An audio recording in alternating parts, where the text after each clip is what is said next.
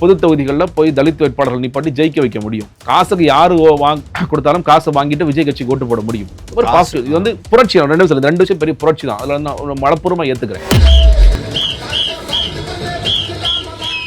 குடும்பத்தோட ஓட்டு போட்டோம். 11 ஓட்டு, 37 ஓட்டு, 47 ஓட்டு, 25 ஓட்டு, குடும்பமாக நாங்கள் வாக்களித்தோம். எங்கள் பசங்க சொன்னாங்க நாங்கள் வாக்களித்தோம். எங்கள் குழந்தைங்க சொன்னிச்சு, எங்கள் வீட்டுக்கு சின்ன பாப்பா சொன்னிச்சு. இது எல்லா இடத்துலும் பரவலாக நடந்திருக்கு. ரொம்ப பெருசாக நடந்திருக்கு. அமைச்சர்கள் தோல்வின்றது 33 அமைச்சர்ல 14 அமைச்சர் தோற்ற முதலமைச்சர் தோல்வியும். நகர்ப்புறங்கள்ல இருந்த அமைச்சர் எல்லாருமே காலி. கிட்டத்தட்ட 64 நகர்ப்புறங்கள்ல 56 இடங்கள் தாவேக்கா. அமைச்சர்கள் தான் ஃபுல் அண்ட் ஃபுல் டார்கெட் மாதிரி. இந்த அமைச்சர்களோட தோல்வி, பெரிய பெரிய சாணக்கியர்களின் தோல்வி எப்படி பாக்குறீங்க? இவங்களுடைய நடந்து கொண்ட விதம் மக்களை பெருசாக பாதிச்சிருக்கு. சேகர்பாபு இந்த தூய்மை பணியாளர்கள் போராட்டத்தை கையாண்ட விதம், இப்போ மேயர்னு அவங்க இருக்கிறாங்க, அந்த மேயரை நடத்திய விதம், இப்போமா வருவோம் போமா KN நேரு நடத்திய விதம். இப்போ எங்கே அந்த திமிரு உனக்கு எங்கே அந்த ஆணவம் வருது? அந்த ஆணவத்துக்கு நான் ஒரு முற்றுப்புள்ளி வைக்கிறேன் பார். அன்பார்ச்சுனேட்லி அந்த அலையில் ஸ்டாலின் அவர்களும் வீழ்த்தப்பட்டார்னு நினைக்கிறேன். சேகர்பாபுவோடைய மிக முக்கியமான, ஆனால் அவர் ஜெயிச்சிட்டார். அவர் வந்து அந்த அலையில் வந்துட்டார். பட் ஆனால் அவர் தான் மிக முக்கியமான காரணம் ஸ்டாலின் அவர்கள் தோல்விக்கு அப்படின்னு சொல்றாங்க. அதான் சொல்றேன், எனக்கு எதுக்குமே இதான் கன்க்ளூஷன் சொல்லிட முடியாது. 8000 வாக்குகள் வித்தியாசத்தில் அவர் ஜெயிக்கிறார் அப்படின்னா அப்போ இங்கே பெரிய ஒரு தாக்கம் இருக்குங்கிறதே உணராத அளவிற்கு திமுக வேலை பார்த்துருக்காங்க. ஒரு பக்கம் தூய்மை பணியாளர்கள் போராட்டம் நடக்கும்போது அவர் சினிமா பார்த்துட்டு இருந்தார். அது பெரிய விமர்சனம். 2 போட்டோவும் கூலி தொழிலாளர்கள் கூலி படம் பார்த்துருந்தாரு. தூய்மை பணியாளருக்கு காலை சாப்பாடு போற, மாலை சாப்பாடு போற, நீங்க தன்மானத்தை தாக்கிட்டீங்க, காலி பண்ணிட்டீங்க. அதற்கு பிறகு சாப்பாடு போட்டா என்ன, போடாட்டி என்ன அப்படின்னு பாருங்க. சென்னை வந்து திமுகவோட கோட்டை. திமுக கோட்டையில முக்கியமா சொல்லக்கூடியது சென்னையா இருந்துச்சு. 16 இடங்கள்ல 14 தாவேக்கா, 2 திமுக. ஒன்று வந்து துணை முதல்வர் அந்த உதயநிதி, இன்னொன்று துறைமுகம். கேட்குறாங்கல்ல, யார் ஜெயிச்சா நேற்று? விசில் தம்ப ஜெயிச்சது. அப்போ விசில் ஜெயிச்சா, ஓகே, ரொம்ப சந்தோஷம். மெஜாரிட்டிக்கு எத்தனை வரணும் இதெல்லாம் கேட்குறாங்கல்ல. அப்போ எங்கேருந்து வருதுன்னு கேட்டிங்கன்னா இந்த கேள்விகளை விஜய் மூலியமாக இது போயிருக்கு. இது பெருசாக நீங்கள் அந்த ஃபோன்ஸோட யூசேஜ், சோஷியல் மீடியாவுடைய தாக்கம் என்பது மிகப்பெரிய அளவில் வரும். AI பற்றிய பயம் இனி வேண்டாம். சிக்கலான டெக்னாலஜியை சாமானிய தமிழனுக்கும் புரிய வைக்கிறது உன் AI அறிந்தால் புத்தகம். விவசாயம் முதல் வியாபாரம் வரை AI-ஐ உங்கள் முன்னேற்றத்திற்கான ஏணியாக மாற்று. இன்றைய வாசியுங்கள் உன் AI அறிந்தால். இன்றைய நமது நேர்காணல் நம்முடன் இணைந்திருப்பவர் ஜேர்னலிஸ்ட் ஜெகதீஸ்வரன் அவர்கள். சார் வணக்கம். வணக்கம். தமிழக வெற்றி கழகம் யாருமே எதிர்பார்க்காத ஒரு வெற்றியா, இல்லை எல்லாருமே எதிர்பார்த்த ஒரு வெற்றியா? விஜய்ன்ற ஒரு முகத்துக்காக விழுந்த ஓட்டுகளா, இல்லை மக்கள் மாற்றத்தை விரும்பினதுக்கான ஓட்டுகளா? தமிழக வெற்றி கழகத்தின் வெற்றியை எப்படி பார்க்குறீங்க? இந்த கேள்விக்கு வந்து ஒரு குறிப்பிட்ட பதில் நிச்சயமாக சொல்லிட முடியாது. நீங்கள் வந்து எல்லோரும் எதிர்பார்த்த வெற்றியா இல்லை மாற்றத்திற்கான எல்லாமே இந்த ஃபேக்டர்ஸ், நிறைய ஃபேக்டர்ஸ் இருக்குன்னு நினைக்கிறேன். அன்ஃபார்ச்சுனேட்லி எந்த ஃபேக்டரில் நம்ம வந்து ஜீரோ இன் பண்ணுறதுங்கிறதும் எனக்கு மேலே தெரியலை. எல்லாருக்கும் ஒவ்வொரு காரணங்கள் பிடிச்சிருக்கு. அந்த காரணங்களை அவங்க ஏற்றிக்கிறாங்க. ஒரு நபருக்கு வந்து இப்போதான் சொல்லிகிட்டே இருந்தேன், பார்த்தியா 2 பேர் ஊழல் பண்ணிகிட்டே இருந்தீங்களா, அவங்களுக்கு வச்சான ஆப்பு அப்படின்னு எழுதிக்கிறார். அப்போ ஊழலை விஜய் எவ்வளோ கடுமையாக விமர்சிச்சாரா அப்படின்னு அடுத்த கேள்வி எனக்கு தோணுது. பட் ஆனால் அவருடைய ஆசை ஊழலை ஒழிக்கிறதுக்காக மக்கள் வாக்களித்த தீர்ப்பு. இன்னொரு நபர் வந்து சென்னையை காலி பண்ண சேகர்பாபு ஜெயிச்சிட்டாரு, ஆனால் ஸ்டாலினை தோக்கடிச்சிட்டாரு. உங்களுடைய உடல் மொழி, அமைச்சரோட உடல் மொழி எவ்வளோ மோசமாக இருந்துச்சுன்னு இப்போது நீங்கள் புரிஞ்சுக்கிறீங்களா? போராட்டத்தை வந்து ஹேண்டில் பண்ணும் பொழுது நீங்கள் மத்திய அரசுலேருந்து கொஞ்சம் வரணும், வெயிட் பண்ணுங்க அப்படின்ட்டு அதை ப்ளீஸிங்காக ஒரு நல்ல முறையில் அவங்கள சொல்லி அந்த போராட்டத்தை ஒடுக்கியிருக்கலாம், ரெக்வஸ்ட்டாக பண்ணியிருக்கலாம். அது உண்மையில் எல்லாருக்குமே ஒரு கடுமையான கண்டனத்திற்குரியது. நீங்கள் மிக குறிப்பாக செவிலியர்கள், ஆசிரியர்களை கையாண்ட விதம், ஆசிரியர், செவிலியர், துப்புரவு பணியாளர்கள் வந்து நீங்கள் வந்து அது செவிலியர்கள்லாம் இன்னும் அந்த காட்சி எனக்கு ஞாபகம் இருக்குது. ஒரு பேருந்தில் ஏற்றி அவங்களாம் ஒரு இன்ஸ்பெக்டரை மிதிச்சாங்க. உனக்கு ஒரு அடிபட்டாலும் அந்த நர்ஸ் தான் காப்பாற்றணும், பட் அவங்களையும் நீங்கள் மிதிச்சிங்க. அதெல்லாம் நடந்தது. ஸோ அந்த மாதிரியான விஷயங்கள்லாம் கடுமையான, இன்னொன்று போய் பாத்ரூமை பூட்டி வைக்கிறது, இந்த மாதிரியான மன ரீதியான துன்புறுத்தல் பண்ணுறது, இது ஒரு காரணமாக. இன்னொரு பக்கம் சொல்கிறவங்க என்னென்னு கேட்டிங்கன்னா, இது வந்து ஆமாம் இந்த குறைகள் இருந்தது, ஆன்டி இன்கம்பன்சி ஃபேக்டர்ஸ் இருந்துச்சு, சட்டம் ஒழுங்கு பிரச்சனை, பாலியல் பிரச்சனை, அதையெல்லாம் தாண்டி மோசமான திமுக அதிமுக ஆட்சியை நம்ம பார்த்துருக்கோம். மோசமான லேண்ட் கிராபிங், எங்கே போனாலும் பிரச்சனை, அடிதடி, யார் வேணாலும் என்ன வேணாலும் பூந்து பண்ணலாம் அப்படிங்கிற ஆட்சி இருந்துச்சு. குடும்ப ஆட்சி முழுக்க கலைஞரோட பேரை அங்கே என்ன பண்ணுவார், பையன் எங்கே என்ன பண்ணுவார் அப்படிங்கிற அளவிற்கெல்லாம் இருந்தது. அதெல்லாம் இல்லாத ஒரு அட்மினிஸ்ட்ரேட்டிவ் ரீதியாக நிறைய வளர்ச்சியை கொடுத்த ஆட்சி. இந்த மாதிரி ஒரு 5 வருஷத்தில் வளர்ச்சியை கொடுத்துருக்காங்களா? அது மேபி இவங்க ப்ரொமோட் பண்ணாமல் கூட விட்டுருக்கலாம் அப்படிங்கிற சொல்கிறாங்க. ஏன்னா நம்ம பார்க்குறோம், இப்போ வந்து முதல்வர் படைப்பகங்கள் எவ்வளோ பேருக்கு தெரியுங்கிறது தெரியல. நான் போன வாரம் ஆலங்குடி பக்கம் போயிட்டு இருந்தேன். சிறு விளையாட்டு அரங்கங்கள் சின்ன சின்ன ஊர்களில் கிராமங்களில் இந்த மாதிரியான இதெல்லாம் கட்டியிருக்காங்க அப்படிங்கிற பார்க்குறேன். சின்ன 2 உதாரணம் மட்டும் சொல்கிறேன். ஓகே. நிறைய பேர் வந்து எல்லாமே மோசங்க, எப்போ பார்த்தாலும் மோசங்க அப்படின்னு கேட்குறாங்க. டக்குன்னு எனக்கு தோன்றது ஒரு 2-3 விஷயம். ஒரு 5 வருஷத்துக்கு முன்னாடி மகளிர் உரிமை தொகை அப்படிங்கிறது மகளிருக்கு கிடைத்ததா? இலவச பேருந்து இன்றைக்கெல்லாம் இந்த ஸ்கீமெல்லாம் விஜய் எக்ஸ்டெண்ட் பண்ணுறேன்னு சொல்கிறாரு, இல்லை வேறு வார்த்தையில் அது சொல்கிறாரு. இலவச பேருந்து அப்படிங்கிறது இருந்ததா? படிக்கிற பசங்களுக்கு 1000 ரூபாய், படிக்கிற பெண்களுக்கு 1000 ரூபாய் அப்படிங்கிற மாதிரியான ஸ்கீம்ஸோ, நான் முதல்வன் மாதிரி திட்டங்களோ, இல்லை காலை உணவு சிற்றுண்டி அந்த உணவு இதுவோ, இந்த மாதிரியான விஷயங்கள் இருந்துதான்னு கேட்டிங்கன்னா இல்லை. சிம்பிளான உதாரணம் மட்டும் சொல்கிறேன். 5 வருஷத்தில் நம்ம என்ன நடந்துச்சு என்ன நடக்கலன்னு நீங்கள் வந்து ஏன்னா இது திமுக மறுபடியும் சொல்லிய விஷயங்கள் மட்டுமே நான் சொல்கிறேன். ஓகே. அது கூட இல்லை, அப்போ எதுவுமே சரியில்லை, எதுவுமே சரியில்லை. நீங்கள் வந்து பொதுவாக லஞ்சம் இருக்குது, ஊழல் இருக்குது, அது தொடர்ச்சியாக இருக்குது. அதில் சில பேருக்கு சலிப்பு தட்டிருச்சு. 2 பேராச்சும் சலிப்பு தட்டிருச்சுங்க. ஏங்க இவர் வந்தாலும் அந்த ஆஃபீஸர் லஞ்சம் வாங்குவார், இவர் வந்தாலும் அந்த ஆஃபீஸர் லஞ்சம் வாங்குவார். என்ன ஏற்ற இறக்கம் இருக்கும்? இந்த ஆட்சியில் அவர் வந்து 500 ரூபா வாங்கினார்னா இவர் வந்தாலும் 700 ரூபா வாங்குறாரு. அந்த மாற்றம் தான் ஏற்பட தவிர இவங்க இது ஒரு மாற்றம், இது ஒரு தீர்வே இல்லையா அப்படிங்கிற கோபம் எங்களுக்கு இருந்துச்சு. அப்போ நான் என்ன பண்ணோன்னா 500 ரூபா வாங்கினவனை மாற்றி நாங்கள் இவன் போட 700 ரூபா வாங்க ஆரம்பிச்சா, 700 ரூபா மாற்றின திரும்பி இவனை போட்டு ஒரு 900 வாங்கினா அப்படிங்கிற கோபம் எங்களுக்கு இருந்தது. அப்படிங்கிறது இதெல்லாம் காரணிகளாக இருக்கிறது. ஆனால் இவ்வளவு சிந்தனைகளும் ஒரு மனுஷனுக்குள்ளே போயிருக்கா அப்படிங்கிற கேள்வியும் எனக்கு இருக்குது.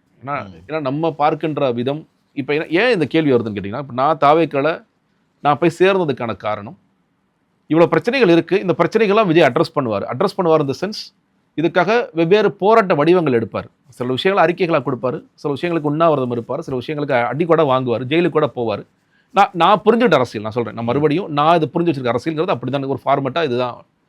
ஆனால் இது எல்லாத்தையுமே விஜய் உடைச்சிட்டார். நான் வந்து அது செய்யலான்னு கூட நான் நெகட்டிவாக கூட பேச வர முடியாது. இது எல்லாத்தையும் விஜய் உடைச்சிட்டார். நீ ஜெயிலுக்கெல்லாம் போக வேண்டிய அவசியம் இல்லை, நீ போராட வேண்டிய அவசியம் இல்லை, நீ வந்து உண்ணாவிரதம் இருக்க வேண்டிய அவசியம் இல்லை, நீ கடுமையாக இப்போ களம்னு ஒன்று சொல்கிறீங்களா, அப்போல்லாம் ஒன்றுமே கிடையாது. நீ தெருமுனை கூட்டம் போட்டேன், பொதுக்கூட்டம் போட்டேன், மக்கள்கிட்ட பேசினேன், நோட்டீஸ் கொடுத்தேன், பைக் பயணம் போனேன், சுற்றுப்பயணம் போனேன், சைக்கிள் பயணம், எதுவுமே தேவையில்லை அப்படிங்கிற ஃபார்மெட் எல்லாத்தையும் உடைக்கிறார். வேட்பாளர்கள்ட்ட போனீங்கன்னா நீ இப்போ வேட்பாளர்களை அறிமுகம் பண்ணி தான் ஆகணுங்கிற அவசியம் இல்லை, வேட்பாளர்கள் பேரை சொல்ல வேண்டிய அவசியம் இல்லை, எல்லா தொகுதிக்கும் நீ போக வேண்டிய அவசியம் இல்லை, வேட்பாளர்கள் வீடு வீடாக ஏறி இறங்க வேண்டிய அவசியம் இல்லை, நோட்டீஸில் வந்து நான் என்ன செய்ய போகிறேன் தொகுதிக்குன்னு எழுத வேண்டிய அவசியம் இல்லை, எல்லாத்தையும் உடைக்கிறார். பாசிட்டிவான சில விஷயங்களும் இருக்குது. பொது தொகுதிகளில் போய் தலித் வேட்பாளர்கள் நிப்பாட்டி ஜெயிக்க வைக்க முடியும். காசுக்கு யாரு கொடுத்தாலும் காசை வாங்கிட்டு விஜய் கட்சிக்கு ஓட்டு போட முடியும். ஒரு பாசிட்டிவ். இது வந்து புரட்சி. 2 விஷயம் பெரிய புரட்சி தான். அதில் நான் மனப்பூர்வமாக ஏற்றுக்கிறேன். ஓகே, மனப்பூர்வமாக ஏற்றுக்கிறேன். ஆனால் இந்த விஷயங்கள் எல்லாத்தையும் உடைக்கிறாருங்கிறது எது அரசியலுங்கிற கேள்வி எனக்குள்ள எழுப்பியிருக்கு, பெருசாக எழுப்பியிருக்கு. எது அரசியல்? அப்போ நான் ஒரு கட்சி நடத்துகிறேன், அந்த அடிப்படையில் சொல்கிறேன். நான் வந்து பார்வையாளர் மட்டும் இல்லை, நான் கட்சி நடத்தி இதெல்லாம் செஞ்சு நான் வந்து கவர்னர் மாளிகை எதிர்த்து கண்ணை கட்டிட்டு கருப்பு துணி கட்டிட்டு போயிட்டு இதெல்லாம் பண்ணி ஜெயிலுக்கு போய் இதெல்லாம் பண்ணி அடி வாங்கி மிதி வாங்கி நாங்கள் இப்படி வர்றோம். வெற்றி கொடுக்கல மக்கள், அது வேறு விஷயம். பட் ஆனால் இதுதான் அரசியல் நம்ம நினச்சிட்டு இருக்கும் போது நம்ம இது வேறு ஒன்று இருக்குப்பா, இதெல்லாம் வேணாம்ப்பா, எதுவுமே தேவையில்லைப்பா அப்படின்னு சொன்னால் அது எந்த இடத்துல இன்னும் கனெக்ட் ஆகுது? இன்னொன்று, திமுகவோட தோல்வியும் விஜயோட வெற்றியும் ஒரே புள்ளியில் இணையுதாங்கிறது எனக்கு ஒரு பெரிய கேள்வியாக இருக்குது. எங்கள் திமுக தோத்துட்டாங்க, சரி, இந்த காரணிகள் அதுதான் விஜயோட வெற்றியா? இல்லை திமுக இதோட பெட்டரான சொல்கிறது இந்த ஆன்டி இன்கம்பன்சி ஃபேக்டர்ஸ்லாம் இல்லாமல் இருந்தவங்க கூட அப்பயுமே இந்த தோல்வி வந்திருக்குமோன்னு கூட எனக்கு சில நேரம் தோணுது. ஏன்னா அந்த அலை அப்படிங்கிறது அடிச்சது இல்லையா?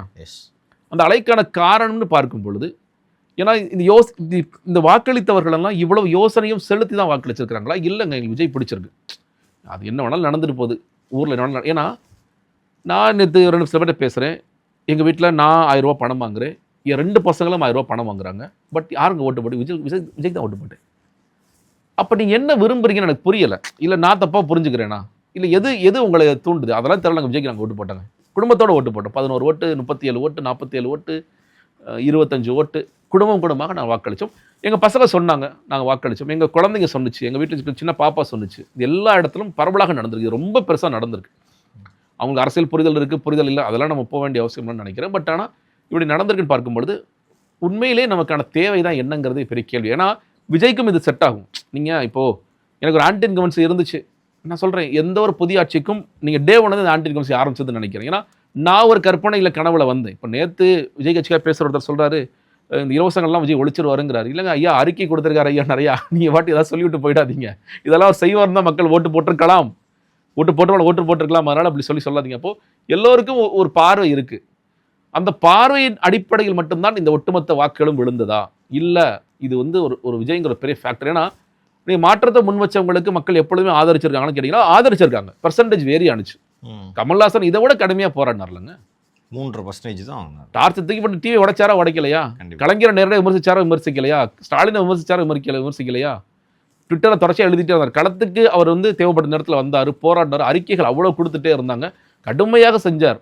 3% 4% உங்களுக்கு இதான் முதல் தேர்தல். விஜயகாந்த் கலைஞரும் ஜெயலலிதாவும் இருந்த பொழுது சிங்கமா உண்மையிலே இருந்தாரா இல்லையா? ஒரு கட்சியை மட்டும் விமர்சிக்கல, எனக்கு வந்து 2 பேரும் எதிரி, நான் 2 பேரும் அடிச்சு வர்றேன், மேலே வர்றேன் அப்படின்னு வந்தார்ல. அவருக்கு இன்னும் சொல்லப்போனால் ஸ்டாலின் எடப்பாடியை காட்டிலும் அவங்க எவ்வளோ ஒரு சீனியர் ஸ்டேட்ஸ்மேன், அவங்கள அடிச்சு ஒருத்தர் மேலே வர்றாரு பண்ணால் அப்போ அவருக்குள்ள நீங்கள் 25% கொடுத்துருக்கலாம். அது கொடுக்கல, என்னமா 10% 8%. அப்புறம் அவர் போய் கூட்டணிக்கு போயிட்டார். இது நடந்துச்சுல. அப்போ 2வது தேர்தலே விஜயகாந்துக்கு அப்பா என்ன நீ கேட்காம நான் ஒரு 20 எம்எல்ஏ கொடுத்துருக்கோம் அப்படி சொல்லியிருந்தீங்கன்னா ஓகே பரவாயில்லைங்க, மாற்றத்திற்கு. அப்போது அங்கே இல்லாத ஒரு ஃபேக்டர், கமல்ஹாசனுக்கு இல்லாத ஃபேக்டர் தான் மாற்றத்திற்கான. சீமான் கத்திக்கிட்டே இருக்காரு. நான் கேட்டேன் ஏங்க சீமான் வாக்களிக்கிறா? சீமான் கத்திக்கிட்டே இருக்கார் சார். சொன்ன ஒருத்தர் பேசாமல் இருக்காரு, எனக்கு அது பிரச்சனை இல்லை, பேசுறது பிரச்சனை. எனக்கு உண்மையில அதனால தான் குழப்பம் ஏற்படுது. சில நேரம் நம்மளே பேசுறது தப்போ, நம்மளும் வாய் மூடிட்டு இருக்கணுமெல்லாம் யோசிக்க ஆரம்பிச்சு. அது நேற்றுலேருந்து நிறைய கேள்விகளும் குழப்பங்களும் எனக்குள்ள நிறைய வந்துருச்சு. நம்ம எதிர்பார்க்கின்ற அரசியலுங்கிறதெல்லாம் உடையுது. இப்படி தான் இருக்க போதா? அப்போ புதுசாக வர தலைமுறைக்கு இல்லை புதுசாக ஒருத்தர் அரசியலுக்கு வரணும் அப்படின்னா நம்ம எந்த பாடத்தை அவர் படிக்கணும்? அறிஞர் அண்ணா என்ன செய்தார் தெரியுமா? பெரியார் என்ன செய்தார் தெரியுமா? இல்லைப்பா. விஜய் என்ன செய்தார் தெரியுமா? நீங்கள் சில என்டிஆர் சொல்லுவாங்க, என்டிஆர் பாருங்கள் அவர் 8 மாதத்தில் ஆட்சியை பிடிச்சாராங்க. என்டிஆர் ஊர் வர நடந்தாருங்க. அவர் நடந்தார். தெலுங்கு ஆந்திர மக்களுக்கு நடக்கின்ற இந்த அநீதி எதிர்த்து நடந்தார். அவர் நடந்தார். அந்த ஃபார்மெட் தான் இன்னைக்கு வரைக்கும் ஜெகன்மோகன் ரெட்டி வரைக்கும் நடந்தார். அவர் சந்திரபாபு நாயுடு நடந்தார், நரேஷ் நடந்தார், கூட நடந்தார். இன்னைக்கு வரைக்கும் அந்த ஃபார்மெட் பாத யாத்திரை போனால் அங்கே ஆந்திராவில் ஜெயிக்கலாங்கிற அளவிற்கு நடந்துகிட்டே இருக்கிறாங்க மக்கள். ராகுல் காந்தி நடத்துகிற பாரத் ஜோடோ யாத்திரா நடந்தார். விஜய் அந்த ஃபார்மெட்டுக்குள்ளேயும் போகலை. நான் மறுபடியும் சரி நான் விமர்சிக்கலாம், அந்த ஃபார்மெட்டுக்குள்ளேயும் போகல. இந்த எல்லா ஃபார்மெட்டுமே இல்லாமல் ஒரு புதுசாக ஒரு அரசியலுங்கிறது.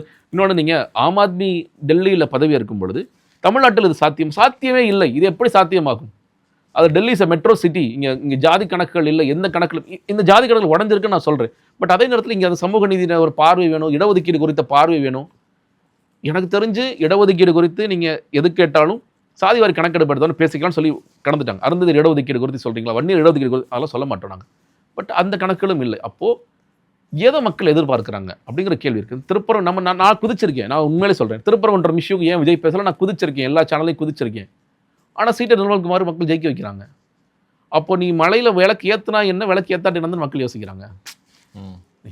நீ போடா ஏற்றல உனக்கு என்னடா பிரச்சனை அப்படிதான் மக்கள் யோசிக்கிறாங்க. ஆனால் அமைச்சர்கள் தோல்வின்றது 33 அமைச்சரில் 14 அமைச்சர் தோல்வி, முதலமைச்சர் தோல்வியும். இந்த அமைச்சர்கள் தோல்வி, முதலமைச்சர் தோல்வி எப்போதுமே ரொம்ப சீட்டு வந்து ஆன்டி கவுன்சி அதிகமாக இருக்கும்போது. ஆனால் உறுப்பினர்லாம் ஜெயிச்சிட்டாங்க, முக்கியமான இடங்கள்ல கிராமப்புறங்களில் ஜெயிச்சிருக்காங்க. நகர்ப்புறங்களில் இருந்த அமைச்சர் எல்லாருமே காலி. கிட்டத்தட்ட 64 நகர்ப்புறங்களில் 56 இடங்கள் தாவேக்கா. அமைச்சர்கள் தான் ஃபுல் அண்ட் ஃபுல் டார்கெட் மாதிரி. இந்த அமைச்சர்களோட தோல்வி, பெரிய பெரிய சாணக்கியர்களின் தோல்வி எப்படி பார்க்குறீங்க? இல்லைங்க, ஒன்று அதான் சொல்கிறேன்ல, இவங்களுடைய நடந்து கொண்ட விதம் மக்களை பெருசாக பாதிச்சிருக்கு. குறிப்பாக அமைச்சர்கள் நடந்து குறிப்பாக சேகர் பாபு. இன்னைக்கு நிறைய பேர் சொன்னேன், ஓப்பனிங்லேயே சொன்னேன். சேகர் பாபு இந்த தூய்மை பணியாளர்கள் போராட்டத்தை கையாண்ட விதம், இப்போ மேயர்னு அவங்க இருக்கிறாங்க, அந்த மேயரை நடத்திய விதம், இப்போமா போமா KN நேரு நடத்திய விதம், நீ என்னதான் நீ மேயராக இருந்தாலும் எனக்கு நீ அடிமை தானே அப்படிங்கிற ஒரு உடல் மொழி. பல இடங்கள்ல அவருடைய உடல் மொழி, துரைமுருகனோட உடல் மொழி, பொன்மொழி, ஓசி பஸ், இந்த மாதிரி சொல்கிற விஷயங்கள், இதெல்லாம் நம்ம அதோட கடந்து போகலை. அது இன்னைக்கு சோஷியல் மீடியா முழுக்க முழுக்க முழுக்க இந்த திமுக அமைச்சர்கள் நடந்து கொண்ட விதம் எப்படி, பெரிய கருப்பண்ணன் எப்போ தலிதா நீ உட்கார, அது நீ என்கிட்ட பேசு அப்படிங்கிற எல்லாத்தையுமே மக்கள் பார்க்குறாங்க, அதை உள்வாங்குறாங்க. இது ஏன் இவ்வளோ? அப்போ எங்கே அந்த திமிரு, உனக்கு எங்கே அந்த ஆணவம் வருது? அந்த ஆணவத்துக்கு நான் ஒரு முற்றுப்புள்ளி வைக்கிறேன் பார். அன்ஃபார்ச்சுனேட்லி அந்த அலையில் ஸ்டாலின் அவர்களும் வீழ்த்தப்பட்டார்னு நினைக்கிறேன். நீங்கள் சென்னை முழுக்க சேகர்பாபோட கோட்டை, இன்னும் சொல்லப்போனால் தூய்மை பணியாளர்கள் போராட்டத்தை கையாண்டிருக்கவர் நேரு. ஏன்னா அவர் தான் வந்து மினிஸ்டராக இருக்காரு. பட் அவரை விட நான் பார்த்துக்கிறேன், என் ஊரில் உனக்கு என்ன வேலைன்னு சொல்லி அவரையும் நான் பார்த்துக்கிறேன்னு சொல்லி சொல்கிறார். சென்னை முழுக்க நான் தான் மாவட்ட செயலர். சென்னையில் வந்து இப்போ இன்னும் இல்லை, சில வேட்பாளர்கள் ஏன் வந்து அவங்க சீட்டு கிடைக்கல, சேகர்பாபுக்கு பிடிச்சவங்க நிற்கலாம், சேகர்பாபு பிடிக்காது நிற்க முடியாதுங்கிற அளவுக்கு இன்னைக்கு ஆயிடுச்சு. அந்த அளவுக்கு ஃபுல் ஹேண்ட் கொடுத்துட்டாங்க. பரந்தாமன் அவர்கள்லாம் முன்னாள் அவர் நிற்கல. ஏன்னா சேகர்பாபுவோடைய அவர் ஒத்து போகலை. அப்படி இருக்கும் பொழுது இந்த கொளத்தூர் தொகுதியும் சேகர்பாபு கண்ட்ரோல் தான் இருக்கு. நிறைய பேர் என்ன சொல்றாங்க, சார் கொளத்தூர் கிட்ட ஒரு மாடல் தொகுதி அளவுக்கு வளர்த்து வச்சிருக்காரு ஸ்டாலின் அவர்கள். 20 நாளைக்கு ஒரு அடி போயிடுவார், எல்லாம் நடக்கும்.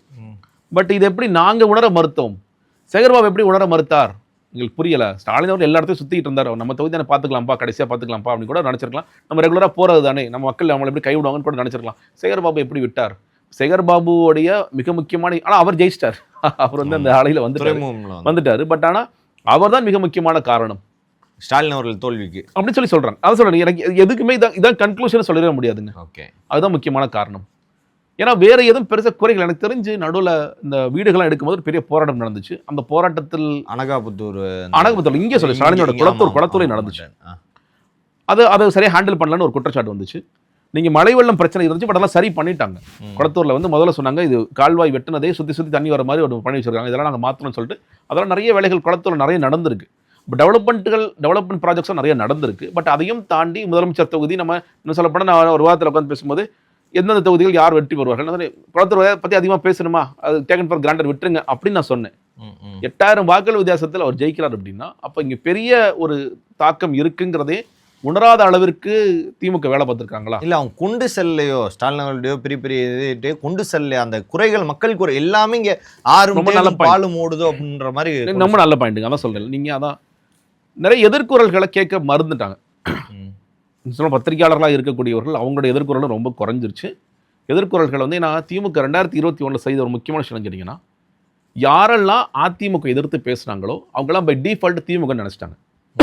இப்போ ஏன்ட்ட கூப்பிட்டு கேட்டிருக்காங்க, நீங்கள் அதிமுக நிறைய அடிச்சிருக்கீங்க, திமுக ஏதாவது பொறுப்பு என்ன சொன்னீங்க? வேண்டாம், நான் என்றைக்குமே எதிர்கட்சியாகவே நான் செயல்படுறேன். அப்படி தான் நான் செயல்பட விரும்புகிறேன். நான் வந்து உங்களை புகழ்ந்து பேசுகிறேன்னா அது நான் திமுக ஆளுன்னு கிடையாது, உங்களை அடிக்கிறேன்னா நான் அதிமுக ஆளுன்னு கிடையாது. ஓகே, நான் எல்லாத்தையும் அடி வாங்க நான் காத்துட்டு இருக்கேன், அந்த மாதிரி தான் நான் இருக்க விரும்புகிறேன் அப்படின்னா. ஆனால் நிறைய நீங்கள் பத்திரிகையாளர்களாக இருந்தவங்களை பாருங்கள், அவங்களாம் வந்து பொறுப்புகளுக்கு போனாங்க. திமுக ஏதாவது ஒரு வாரியம் பொறுப்பு, இந்த சின்ன சின்ன பொறுப்புகளுக்கெல்லாம் போனாங்க. இதெல்லாம் நடந்துச்சு. அப்போ அந்த எதிர்குறல்களாக இருக்கலாம் ரொம்ப வந்து சப்ரஸ் பண்ண ஆரம்பிச்சிட்டாங்க. அவங்க இன்னொன்று இயல்பா ஐயோ திமுக நம்ம பயனடை நம்ம பேசாமல் விருந்துடலாமோ அப்படிங்கிற ஒரு இடத்துக்கும் போகிறாங்க. ஒரு மிகப்பெரிய குற்றச்சாட்டு பத்திரிகையாளருக்கு நினைத்து சொல்கிறது, பெண் டீமோடைய விஷயத்த ரொம்ப குற்றச்சாட்டாகவே சொல்கிறாங்க. மீடியாவில் என்ன நடக்கணும், என்ன நியூஸ் போகணும், என்ன நியூஸ் போகக்கூடாது அப்படிங்கிற கண்ட்ரோல் பண்ண இடத்துல அவங்க இருக்கிறாங்க. ஜேர்னலிஸ்ட்டுக்கு அது பெரிய ஒரு, ஏன்னா அவங்க பல இடங்களுக்கு போகிறாங்க, செய்திகளை கொண்டு போய் சேர்க்கிறவங்களா இருக்கிறாங்க. அது ஒரு பெரிய தாக்கத்தை ஏற்படுத்தியிருக்கு. நீங்கள் சொல்கிற மாதிரி என்ன பிரச்சனை அப்படிங்கிறத முதல்வர் காது கொண்டு போய் சேர்த்தார்களா? நீங்கள் ஏன்னா ஒரு பக்கம் தூய்மை பணியாளர்கள் போராட்டம் நடக்கும்போது அவர் சினிமா பார்த்துட்டு இருந்தார். அது பெரிய விமர்சனம். 2 ஃபோட்டோவும் கூலி தொழிலாளர்கள் கூலி படம் பார்த்துட்டு இருந்தார். அது கடைசி வரைக்கும் முதல்வருக்கு தெரிஞ்சதா தெரியலையா, பக்கத்துலாம் நிற்கிறாரு, ஏன் தெரிஞ்சதா தெரியலையா, இந்த இஷ்யூவை நீ கடைசியாக முடிச்சு வச்சாங்க. ஓகேங்க, நாங்கள் வந்து இது என்னைக்கோ செஞ்சுருக்கலாமே. அன்றைக்கி இருந்த குற்றச்சாட்டு என்ன, நீங்கள் தனியார் நிறுவனத்திலே ஒரு காசு வாங்கிட்டு இந்த அமைச்சர்கள் வேலை செய்கிறாங்களோ அப்படின்றது இருந்தது. இவ்வளவு தூரம் இது இவ்வளோ மோசம். ஏன்னா ஒரு பக்கம் கொரோனா பீரியடில் இதே முதலமைச்சர் போய் தூய்மை பணியாளருக்கு சாப்பாடு போட்டுறார், நீங்கள் தான் எங்களை காப்பாற்றுங்கன்னு சொல்கிறார். இப்போ அதே தூய்மை பணியாளர் நீங்கள் கை விடுறீங்க. அதுக்கப்புறம் அதுக்கு வந்து சரி செய்கிற மாதிரியான தூய்மை பணியாளருக்கு காலை சாப்பாடு போகிறேன், மாலை சாப்பாடு போகிறேன், நீங்கள் தன்மானத்தை தாக்கிட்டீங்க, காலி பண்ணிட்டீங்க. அதற்கு பிறகு சாப்பாடு போட்டால் என்ன போடாட்டி என்ன அப்படிங்கிற பார்வை வருதுங்களா?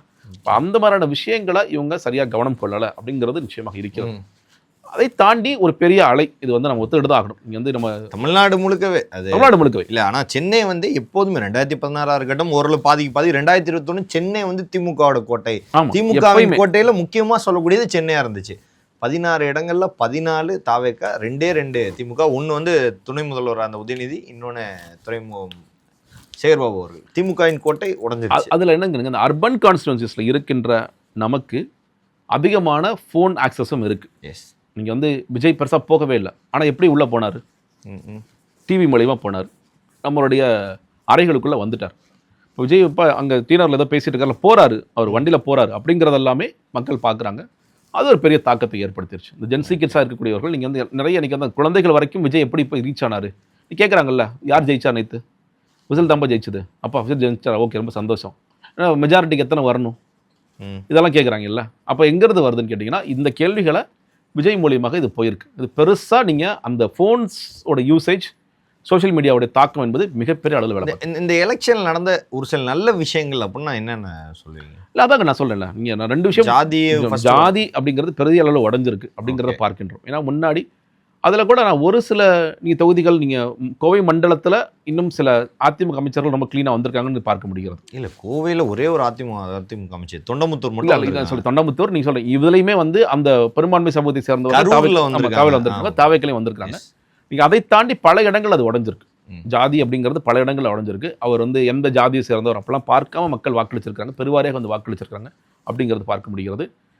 இந்த வாட்டி உண்மையிலேயே சொல்கிற பணம் ஓடிச்சு, வாக்குக்கான பணம் கடைசி நிமிஷத்தில். அது இதில் கூட சில பேர் சொல்கிறாங்க இது ஒழுங்காக கொண்டு போய் சேர்த்துருந்தா கூட ஓட்டு வந்திருக்காங்க, ஒழுங்காக போய் சேர்க்காம விட்டாங்க இவங்க அப்படிங்கிற ஜனநாயகத்துக்கு விரோதமானது அதை சொல்லி சொல்கிறாங்க. பட் ஆனால் அது சில தொகுதிகளை 6000, 3000, 4000. ஆனா கைக்கு போய் சேர்ந்தது அவ்வளோ அது எவ்வளோங்கிறது தெரியல நமக்கு. நிறைய பேர் வந்து இது போய் ஃபுல்லாக போய் சேரலைங்க. அதிமுக சொல்கிறாங்க 70% தான் நாங்கள் எப்பயுமே கொடுப்போம், அதில் 20% தான் போச்சு, 50% இவங்க அடிச்சிட்டாங்க. திமுக இந்த குற்றச்சாட்டு இருக்குது. அதை கொண்டு போய் சேர்க்கல, ஒழுங்காக போய் சேர்க்கலாம்.